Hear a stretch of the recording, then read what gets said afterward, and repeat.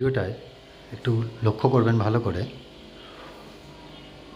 ছোট্ট একটা ভুলের জন্য কিন্তু একটা অ্যাক্সিডেন্ট ঘটে যেতে পারত। আমি গাড়ি নিয়ে এগোচ্ছি, সামনে দুটো মোটর ভ্যান পরপর লোহার রড জাতীয় কিছু নিয়ে যাচ্ছিল। আমি হর্ন দেওয়াতে তারা সাইড দেয়। আমি ডান দিকে ওভারটেক করার জন্য জায়গা পেয়ে গাড়ি ওভারটেক করতে ঢুকি। উল্টো দিক থেকে একটি ক্রেটা গাড়ি আসছিল, সে আমার ফ্ল্যাশ লাইট সিগন্যাল ফলো করে এবং আমাকে সাইড দেয়।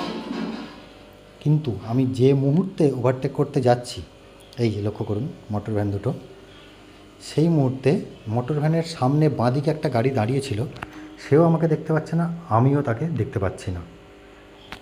এই যখন ওভারটেক করতে ঢুকলাম, এইবারে এই গাড়িটা স্টার্ট নিল। এইখানে আমার পক্ষে ব্রেক করা সম্ভব হচ্ছে না। এর ফলে কী হবে, পেছনে মোটর ভ্যান আমার গাড়িকে ধাক্কা দিতে পারে।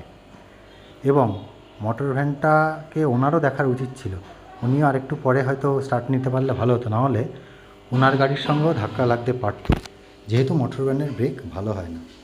তাই রাস্তার ধারে দাঁড়িয়ে থাকা থেকে যখন আপনি গাড়ি স্টার্ট দিচ্ছেন, সবসময় চেষ্টা করা একটুখানি ধৈর্য ধরে, একটুখানি লুকিং গ্লাস দেখে তারপরে গাড়িটাকে স্টার্ট করা ভালো। নাহলে দুজনের পক্ষেই অ্যাক্সিডেন্ট ঘটতে পারে এবং ক্ষতি দুজনারই হতে পারে।